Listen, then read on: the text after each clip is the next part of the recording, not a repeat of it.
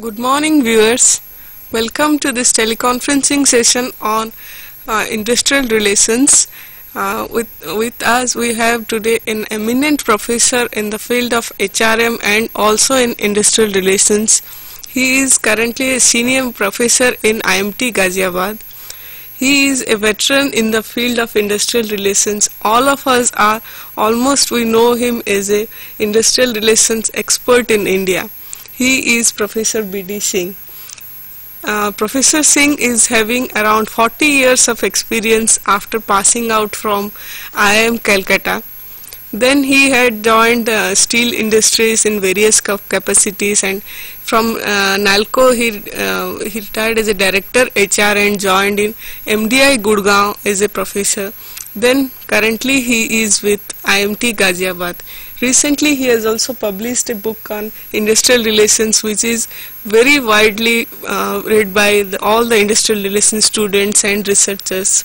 So he will be talking to us on the field of emerging issues in industrial relations in this session. Professor Singh. Thank you madam. Thank you Madam Nayantara for giving me opportunity of coming and sharing my opinion on emerging issues of industrial relations. But before I come to the emerging issues, let me talk 2-3-4 minutes about the concept that people generally nurture about industrial relations. Industrial relations is generally construed to be a conflict resolution of device that operates in industry. That narrow perception of industrial relations definitely is not the whole of industrial relations. It is simply a portion of industrial relations.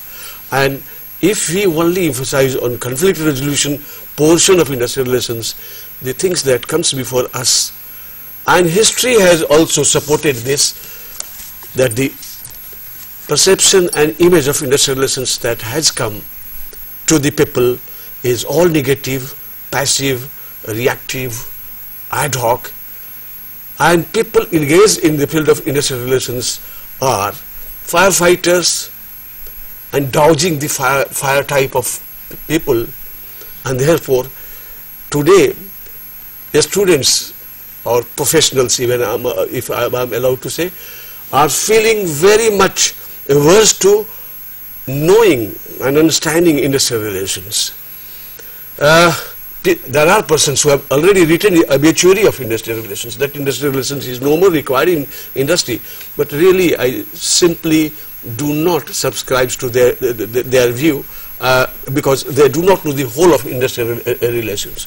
Actually, industrial relation, or any relation for that matter, starts with cooperation. Cooperation is the basis of relationship, because you are not able to do the job yourself. You require somebody else, and therefore you hire or you seek the help of somebody else, and that somebody else, when he comes, a relationship is established. So cooperation is the basis, but along with cooperation, conflict is a natural concomitant. Professor Singh, before knowing about the conflict and cooperation, who are the parties in industrial relations for this conflict and cooperation? I'm coming to that, madam. I'm coming to that. My next point is only that conflict is natural, and when we come to our industrial scenario, basically there are two parties. One is employer or management, as we call, and another one is the worker, represented mostly by trade unions or unions or associations, as you call it. So industrial relations is basically these two people. But few authors call it as tripartism of industrial relations. It is basically a bipartite, because it is like any other relations, maybe wife-husband relation, girlfriend-boyfriend relation, something like that. Because you need a boy, and the boy needs a girl, and there is a relationship. You need employees or workmen. So you don't agree with the tripartism relation? No, I'm coming to that. Okay. But when there is a conflict between a boyfriend and girlfriend, or wife and husband, what happens? The Kaji is required, the outsider is required, and therefore government comes. Because government cannot sit as in the fence and watch the things that are happening, because any industrial activities or industrial relation activity, say mostly a strike or lockout. So there comes the third party. There comes the third party, and it is that I'll be coming to that a bit later. Okay. But what I want to emphasize here, that today industrial relations is generally understood by conflict resolution, where the parties fight by resorting to strikes or lockout, or they go to the court of law, or go to the appropriate government or labor department of government. That is all that is understood. But what yes. It is true in this scenario, or it is from the very beginning? It's from the very beginning, and even today it is. But this is not the total. This is my way of thinking of industrial relations, because industrial relations is mostly bipartite, and it is micro level relationships.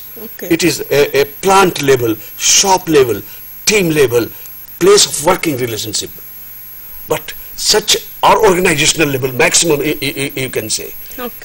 But it is difficult, and therefore people do not practice, and time consuming, and all your HR and OB that students are reading today, or HRD intervention as you call, what for all those are required? What for you want to know leadership, for example, or say motivational theories, for example, or communication, for example, all those OB things that I'm talking. They are all for maintaining better relationship. That is all. Cordial relationship. Cordial and positive relationship. Motivation is not only cordiality, but it is also progressive and positive, because you do not want a peace in industry only. We want, there cannot be a peace in industry. Peace is not a correct word. The objective of industrial relationship is maintaining a cordial relationship. Cordial relationship, positive relationship, and therefore what I call it a positive industrial relationship. It is responsive, vibrant, lively, and when I say, because this is a requirement of today, because if there are two healthy minds, you cannot envisage a situation where everybody will be saying yes to everything. Yes to everything. And therefore a bit of friction is there, but that friction should not be a big one, and that if friction is minimized and cooperation is increased, that is what I call by positive industrial relations. In this type of situation, there is a symbiotic working, and when there is a symbiosis, then there is generation of energy, which is many times bigger and higher than the sum total of the number of people who are there. Actually, my topic, perhaps, Madam, has given is emerging scenario of fire. Scenario of fire. After this liberalization and privatization. Let me tell you, ma'am, industrial relation is a complex subject. It does not have a fixed profile. The industrial relations that we have been reading today, till today, is industrial relations of CRP economy, control, protected and regulated economy, where everything was controlled by government, and everything was regulated by government. Everything was protected, whether it's a worker, whether it's a union, through labor legislation, through labor department, many various types of, and that industrial relations perhaps has outlived its purpose today. I'm not telling totally died, but a bit of legislations is required. Legislations have to be facilitator. The government or the labor department has to be a facilitator. Then controller, inspector has to be replaced by a guide. Those types of things have to come. Post-liberalized industrial relations, or LPG industrial relations as we call, is entirely different. It is a positive, vibrant, aggressive industrial relations that we talk. Let there be discussion. Let there be a culture where people are allowed to differ with the bosses. So can you cite some industrial examples that CRP economy? I have not many examples of that. This is what is my theory that I am propounding now. It has started, but I am telling about, say, knowledge working, as you are talking knowledge industry, IT industry, ITSs. I'm talking about, say, Infosys, where knowledge workers may not be in that traditional sense, but those who do not have any power to take decisions are all workers, according to me. Not the pay is and wage is, no. They are allowed to talk to the bosses, where the employer talks to the employee talks to the employer. So the direct interaction, and that I'll be coming up after a bit later. Okay. Because let me tell you why this is required. Because the very shape of industry has changed, the very profile of industry have changed. Today we are living in an age where traditional industries are either shrinking or the importance is getting minimized. They do not generate employment so much as the industries like IT, ITSs, telecom, hotel, health services, insurance, private banking, pharmaceuticals. Their requirements are entirely different than the traditional ones. They require service, they require quickness, they require quick responses, they require no nonsenses, they do not require, and therefore industries have moved from BPO to EPOs to KPOs. This is the type of phenomenal changes are taking. Today we are not calling BPOs. Even we are transcending the limit of EPOs, engineering processing organizations. But we are now KPOs, where not only data will be collected, data will be transmitted, and data will be transacted, but where researches will be carried out, where thinking will require to go. Do you think in such a industry, the old industrial relations will continue? I'm talking about traditional industries like manufacturing sector, like Airport Authority of India. I'm talking about Maruti Udyog Limited, you were telling just now. I'm talking about Steel Authority of India, where I have 30 years, from where Nalco I'm taking. Are their requirements the same today? Can you say, barring the State Bank of India strike, which is currently going on, barring this, I don't think many of the strikes today are taking place because of the financial demands or charter of demands of the working classes. They are more on retrenchment, they are more on restructuring, retrenchment, the investments, mergers and acquisitions and all that. So they are also entirely different types of.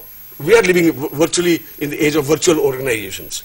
We are living mostly in the age where employers are MNCs. Even those our Indian employers are also having collaboration with MNCs, and MNCs want the job to be done in their own ways. The employees' profile has also changed. So do union exist in multinational companies and all those IT sectors? Actually, if you allow me to answer this question in the next segment, because that is in the trade union. Yes, but let me briefly tell you. Yeah, briefly, if they do not exist, they will exist. They will come, because unionism is a natural phenomenon.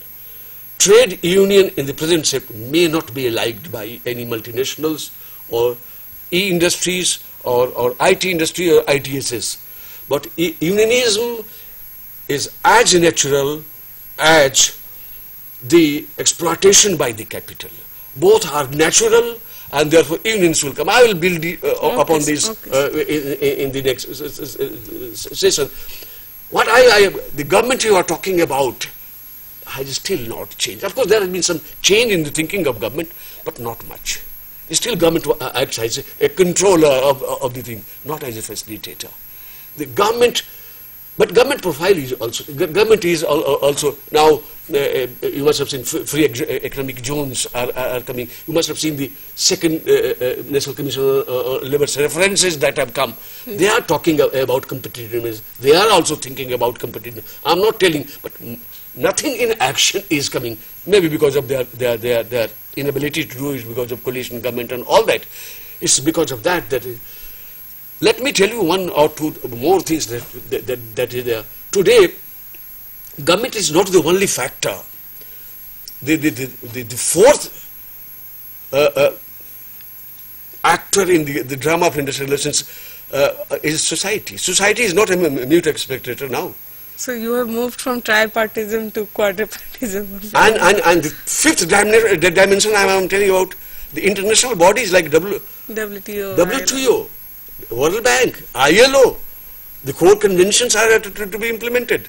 And unorganized sector, you must have heard that the whole world, these small sectors in bangles industries and in this carpet weaving industry, they're all closing. So industrial relations has become boundaryless. Therefore, industrial relations have become boundaryless, and therefore we have to think about a union which is also beyond the bounds of the national territory. This is what I'm telling, and I have a host of other things that I've written about the coming to emerging trends. Therefore, madam, IR is at crossroad. Unprecedented pressure. The old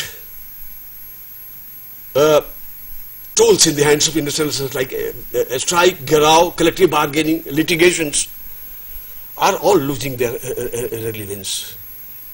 A strike, of course, is there, but the number of strikes have gone down, lockout has increased. The garao is a thing which we do not hear nowadays in our industry, and here is a person sitting before you who must not have faced less than 200 garaos during my working days in 70s and 80s. So that is, and collective bargaining is being replaced by productivity bargaining. Perhaps in the next session we will be talking about that. And litigation requires to be totally, if not totally, it has to be minimized. Definitely it has to be minimized.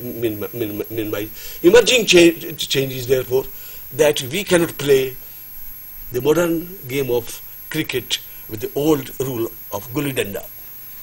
This has to be changed because emerging market requires speed, quickness, quick responses, customer focus, and this will come only when we go for change rules and all that. There have been example in our bigger industry like Maruti Udyog, Hindustan Lever, Hero Honda, ITC, where strikes, the agreements have been productive. But sir, recently, in a few months back, Honda faced a major setback because of strike and. Yes, actually. Although it is a multinational company. Actually, there are many factors, but the one factor that I'll be talking again much in this second segment. But let me tell you, because you have asked the question. There is another fundamental things that the modern or emerging industries are forgetting, that the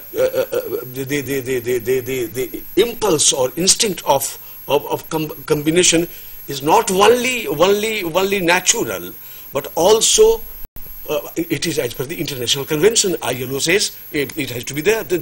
Workers' combination. As early as 1920, ILO passed the convention that freedom of association has to be there. And leave aside all that, our Indian constitution says freedom of association and all that.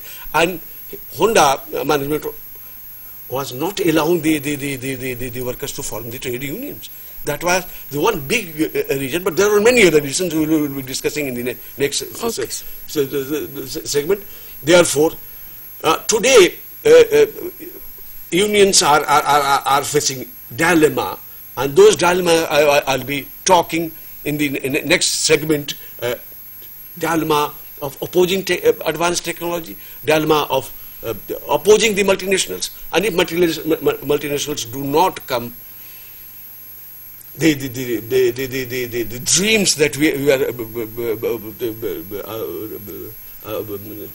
making or taking to take our India to the level of advanced country in 2020. Where from that those things will be coming. FDIs and IFIs are to be there. We are comparing all the time with China, and therefore that is not the question. Question is that unions have to change.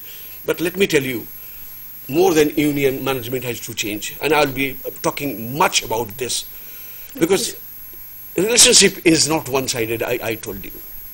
Unions are changing. I'm not telling unions are not changing. Unions have changed.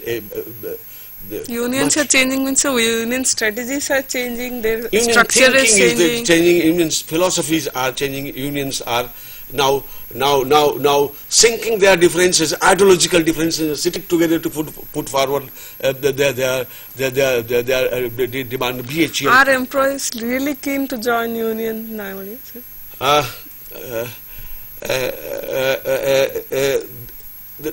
Yes and no, both. The answer is yes, because there is no option for the employees. And when I am talking about employees, you do not only confuse with emphasis and BPROs. I am talking about employees of BPOs. I am talking about the employees of Honda, as you just cited the example. I am talking about the employees of Toyota, Kirloskar, Bangalore. Because if they are exploited, they are not given their dues. It's a natural instinct. They will be. But yes, if you want that the employees should join union, then management has to be a really progressive management. HR or HRD activity has to come in a big way, because the gap that will be created. If management strategy fails, then union strategy. Naturally, union has come because management has failed. Exactly, this is because of that it has come. But nowadays management are becoming more successful, so union activity is not as again, I agree with you partly, because yes, say I'm a HR professional, now I'm a HR teacher. I teach my boys and girls to introduce to translate the OB and HRD, the theories into practice, and many have started doing it. There is the trend is in that direction. But keeping that aside, there are many other things which are still not being done by the So in traditional industries, we find an industrial relations officer and industrial relation unit, and so. But in present day organization, there is no such concern. Only HR. Madam, actually, that was not required in the traditional industry. Industrial relations is not separate than human resource management. What way it is? Because whatsoever decision you take in human resource management has direct impact on industrial relations. So it is telling that left hand is different and right hand is different. It cannot be. So they had labor welfare officer, they had personnel officer. That was in earlier stages. That was in earlier stages. Even today, the Factory Act requires that. I'm not telling they are not required, but those are now outdated concepts. Definitely outdated concepts. So in emerging scenario, a single HR manager can play the role of all of them. Like I'm going a step forward. Why HR manager? Line manager has to take the responsibility. Because any manager. I'm telling line manager primarily, because this is a strategic HR today. HR is a function, as the material is the function of the line manager, the machine is the function of the line manager, as the finance is the function of why not HR? And if he requires some help from some expert, let that expert sit behind him, or let him be the part of the team. But the responsibility should be taken over by the line managers, who are really the people who wield power in the organization, especially in the traditional industry that you are talking. I have been all the time on the fences. I know how much of conflict that was going between the HR and line when I was working, and despite the fact that we are championing the cause of labor, we are dubbed as chamchas of unions. We are told that we are the people who are giving unions the feedback. Those are very bad experiences I have gone through. Therefore, that division that then itself was wrong. And today, if it is not there, it's very good. It's good. And let the HR people or line people take over the whole function. HR is a holistic function. Right. It is not HR, it is not welfare, it's not Industrial in relations. industrial relations, it's a total. It has to be one. And the responsibility should lie there with the line manager. Anyway, coming to industrial relations back again, two solutions could be there. Two strategies could be there. Because industrial relations, as it exists in our country, or for that matter, any country, has direct bearing. Of course, it has got international bearing also, global bearing also, but I'm confining itself to the national boundaries now. Two, one is what we call macro level, another macro level. And when I say macro level, sorry, when I say macro level, government. Okay. Government to change, it has to think global, because only by talking global you cannot be global. And they have to talk to the management, they have to also talk to the unions. They are talking only to the unions, they are not talking to the managers. And they are afraid of unions, and therefore they are talking, but they are not being able to change the mindsets of the unions, especially the left unions. They have to answer 4, 5, 6 questions. Right to hire. The multinationals, or for that matter, any employer has got the right to hire. Constitutional obligation. You must have been reading today's paper. I'm telling you, reservations. Yes. It is on the card.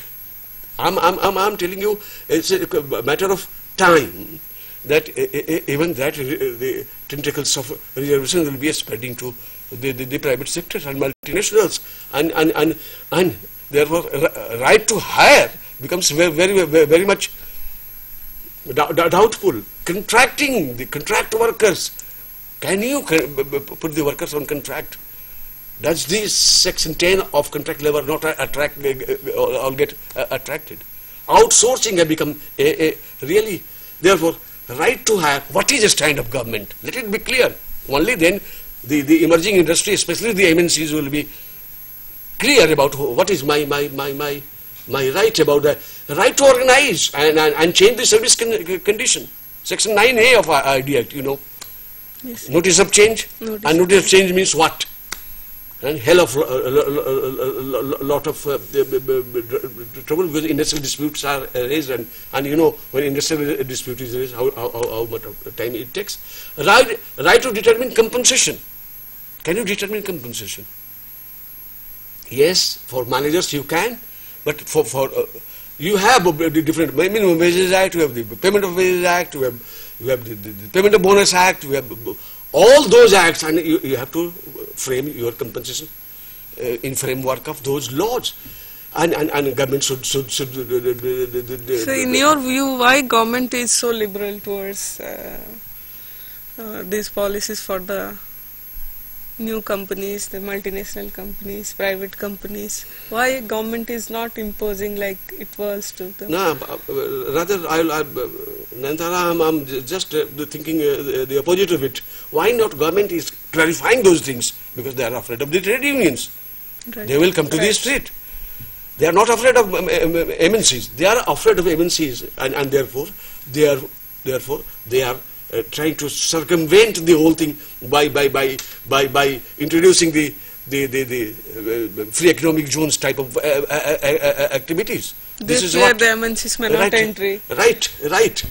Right. So otherwise they won't come to India. They will go. So is it not a discrimination that few like public sectors have to abide by these rules while private sectors are not required? The rules are meant for everybody. You tell me one rule which is only meant like for public this, sector. right to hire, right to organize. Right to hire is only for public sector.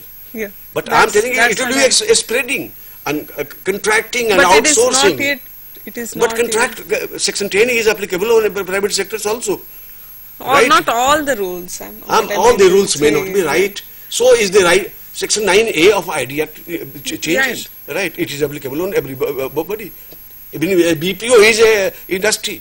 People are getting confused whether BPO is industry or not. Right. May not be a factory. maybe establishment, but it is an industry, and this is Industrial Dispute Act is applicable. Right to determine compensation, again Minimum Wage Act, all the acts are applicable on everybody. Again, right to maintain discipline, Section 11A. Section 2A is all right, but Section 11, of course, again I'll be discussing about it in the third segment of our presentation. But Section 11A that binds or holds the hands of employer, firing the employee. Right to fire, whole of Chapter 5B of Industrial Dispute Act, whole of chapter. You have to take the permission, and permission seldom comes, and therefore again they're circumventing by going for VRS and all that. You see, you know it. Then simplification, codification, and making the law facilitating, then controlling, making the law simpler one is hanging fire. I do not know for how many years.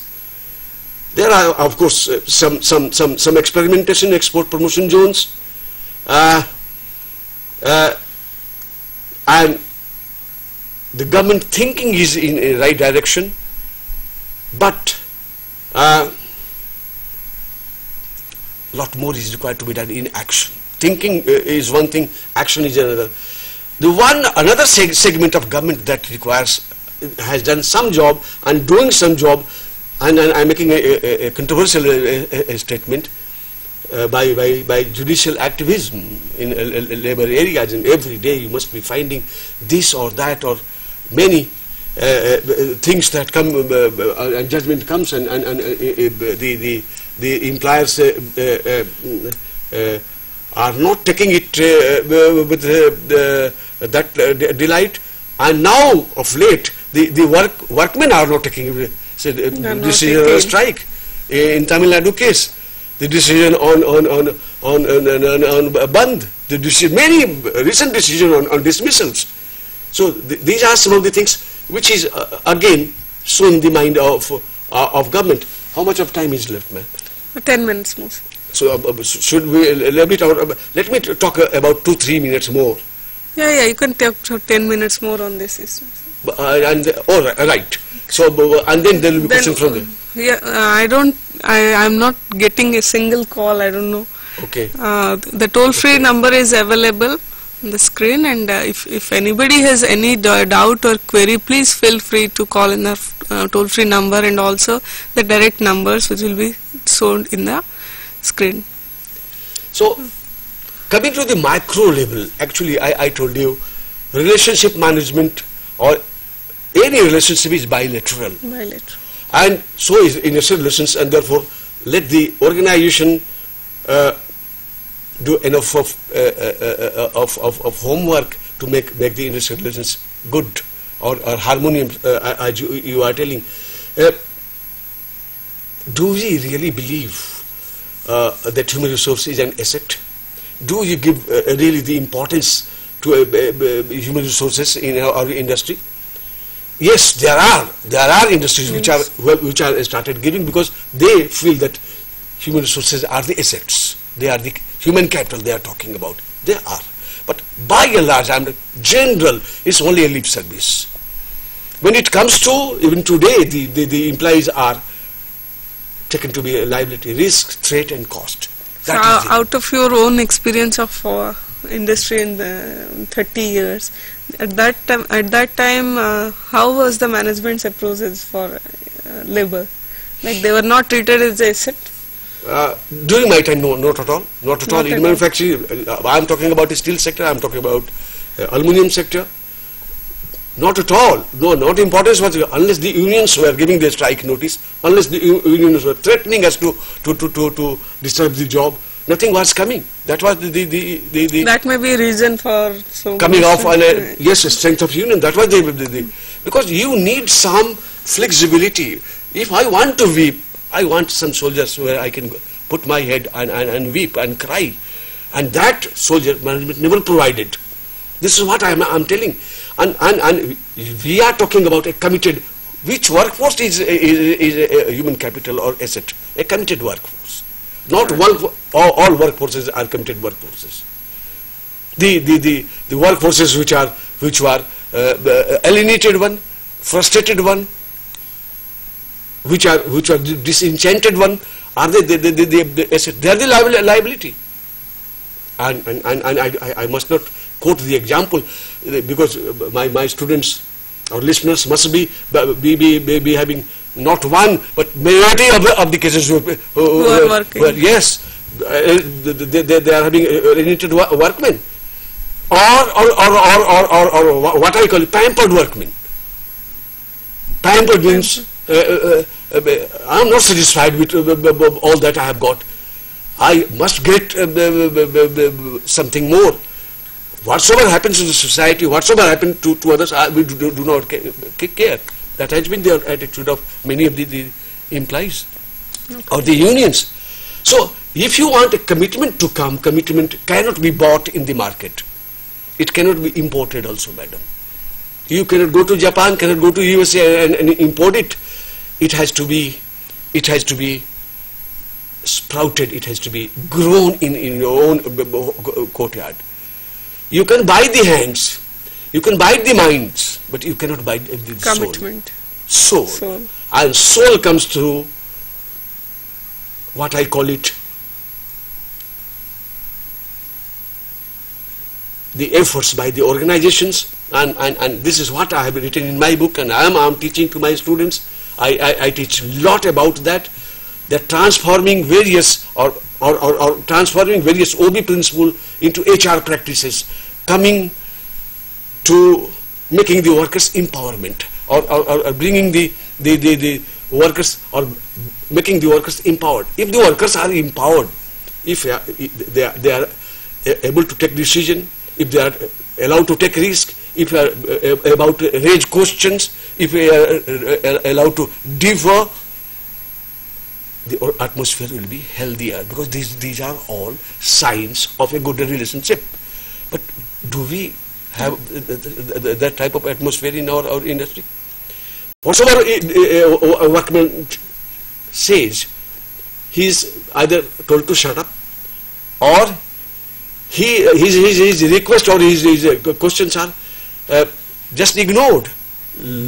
Let us not talk about autonomy, responsibility, and ownership that is there. It is not through again lip service that we do. Public sector example of passing the some share to the workmen. What a mockery of ownership that had been done. 200 shares in NALCO we have given to our people, and people are not, though of course the NALCO share is very high in the market. NALCO is a very good company, you know it, but still workers do not feel that management has done anything, because it has to be different, and it should be substantial, so that monetary reward is not the and monetary reward is not the only thing. Therefore, different types of OD interventions are required. Quality circles we are talking. Team building, training, all this. Actually, our whole working system is designed on Taylorian principles and principles of Fayol. Okay. That is based on that there are two classes of people: one born with hands only, no mind at all; another born with only minds, no hand at all. The workmen are in the first category. The managers are in the second category, and hiatus is created, and east is east, and the west is west, and never the twins meet. That is the type of situation that has been created. That has to go, and that will go by restructuring the whole organization. The working method has to be now team based. It has to be quality circle type. It has to be Kaizen time. Group types. Those are the things which gives you. You feel empowered. You feel empowered. You take the risk. You have decision-making power. You have autonomy, and you have also sense of belongingness, that this company have trusted in us. The traditional system is totally based on mistrust. The workmen say, the manager says that workers are kamchor. Okay. And they go to the union and workers, they say management is paisa chor. This is the hiatus that is there, madam. So that requires to be bridged. It will be too idealistic if I am telling you totally it will be bridged, but it will be narrowed down definitely. Let there be class distinction, what I call it, industrial apartheid. That I will not talk to the working class. The workers are not allowed to come in this area, or workers are not.